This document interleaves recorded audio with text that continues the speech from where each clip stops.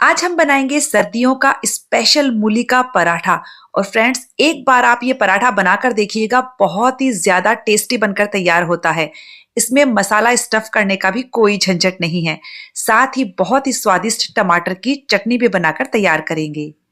नमस्ते दोस्तों, स्वागत है आपका श्याम रसोई में। तो चलिए शुरू करते हैं बनाना। सबसे पहले हम टमाटर की चटनी बनाएंगे। तो इसके लिए पैन में मैंने 2 बड़े चम्मच सरसों का तेल गर्म होने के लिए रख दिया है। आप कोई भी तेल ले सकते हो, लेकिन सरसों के तेल में चटनी स्वादिष्ट ज्यादा बनती है। अब हमने यहाँ पर 6 मीडियम साइज के टमाटर लिए हैं। एक टमाटर के हम 2 टुकड़े कर लेंगे और इस तरह से आप पैन में सारे टमाटर को रख दीजिए। अब हमने यहाँ पर 10-12 लहसुन की कलियां ली हैं। एक लहसुन की कली को देखिए मैंने 2 भागों में कट किया हुआ है इस तरह से। तो टमाटर के बीच में जो जगह है आप उसमें इस तरह से लहसुन को डाल दीजिए। और अब हम इस पर नमक भी डाल देंगे ताकि टमाटर फटाफट से सॉफ्ट हो जाए। अब हम टमाटर को धीमी आंच पर 5 से 6 मिनट के लिए पकने देंगे। तो करीबन 5-6 मिनट हो गए हैं। टमाटर एकदम हल्के से ही सॉफ्ट हुए हैं। अब हम टमाटर को इस तरह से पलट देंगे ताकि दूसरी साइड से भी ये बढ़िया से पक जाए। फिर से हम इसे ढककर 5-6 मिनट के लिए धीमी आंच पर पकने देंगे। तो 5-6 मिनट के करीब हो गए हैं और ये जो हमारे टमाटर हैं वो सॉफ्ट हो गए हैं। टमाटर के अब हम छिलके हटा लेंगे। तो पहले मैं टमाटर को इस तरह से पलट देती हूँ, उसके बाद हम सारे टमाटर के छिलके हटा लेंगे। टमाटर को पकने में 12 से 13 मिनट का समय लग गया है।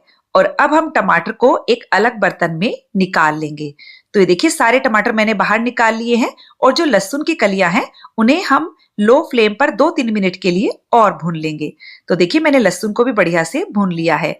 अब हम लहसुन को टमाटर के साथ ही मिक्स कर देंगे। अब हमने यहाँ पर एक मैशर लिया है। इस तरह से हम सारे टमाटरों को मैश कर देंगे। आप चाहें तो इसके लिए चॉपर का इस्तेमाल भी कर सकते हो। और ये देखिए सारे टमाटर एकदम बढ़िया से मैश हो गए हैं। अब हमने यहाँ पर एक मीडियम साइज का बारीक कटा हुआ प्याज लिया है। इससे बहुत बढ़िया टेस्ट आएगा। 2-3 हरी मिर्च को बारीक काट कर डाल दिया है। बारीक कटा हुआ हरा धनिया डाल देंगे। अब हमने यहाँ 1/4 छोटा चम्मच काला नमक, 1/4 छोटा चम्मच सादा नमक डाल दिया है। नमक का इस्तेमाल हमने टमाटर को पकाते टाइम भी किया था, तो उस हिसाब से ही कीजिएगा। 1 छोटा चम्मच कश्मीरी मिर्च का पाउडर भी डाल दिया है और एक बड़े साइज के नींबू का मैं यहाँ पर रस डाल रही हूँ। बस अब हम इन सारी चीजों को बढ़िया से मिक्स कर देंगे। तो फ्रेंड्स, आप मिक्स करने के बाद इस चटनी को टेस्ट करके देख लीजिएगा। आपको नमक या नींबू कुछ भी कम लगे तो अपने स्वाद के हिसाब से इसमें और डाल दीजिएगा।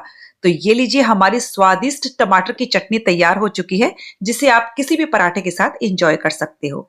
तो चलिए पराठे बनाते हैं। इसके लिए मैंने यहाँ पर एक बड़े साइज की मूली को अच्छे से धोकर छील लिया है। अब हम इसे कद्दूकस कर लेंगे। तो मैंने यहाँ पर मीडियम वाला ग्रेटर इस्तेमाल किया है। सारी मूली को हमने कद्दूकस कर लिया है। अगर कप में देखें तो ये 2 कप के करीब कद्दूकस की हुई मूली है। मूली को हम एक परात में डाल देंगे।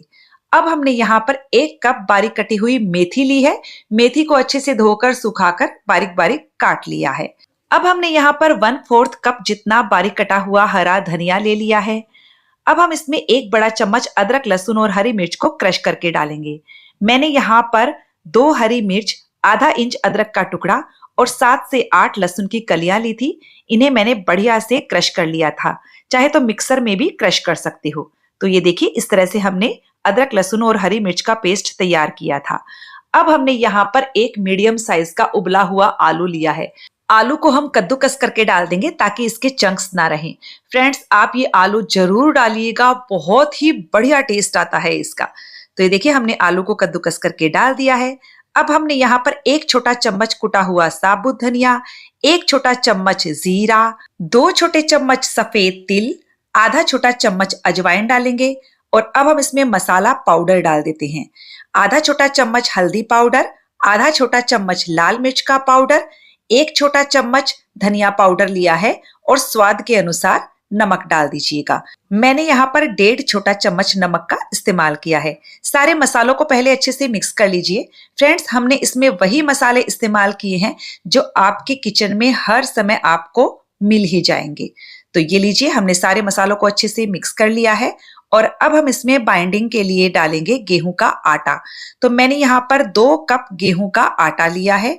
इसी के साथ पराठे का टेस्ट और ज्यादा बढ़ाने के लिए इसमें 1/4 कप जितना मैं बेसन भी डाल रही हूँ। और बस अब हम सारी चीजों को बढ़िया से मिक्स करके इसका आटा लगाएंगे।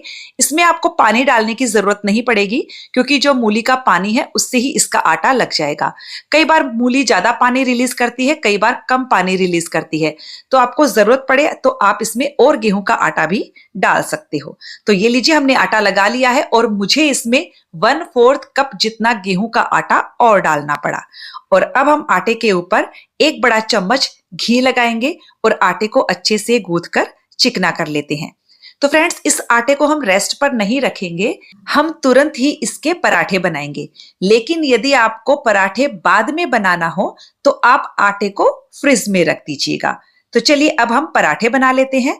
तो सबसे पहले हम इसकी लोई ले लेते हैं, उसके बाद हम इस पर सूखा आटा लगा लेंगे और जैसे आप रोटियां बेलते हो बिल्कुल वैसे ही इस पराठे को बेल लीजिएगा। बीच में जरूरत पड़े तो आप इस पर फिर से सूखा आटा लगाइए और इसे बेल लीजिए।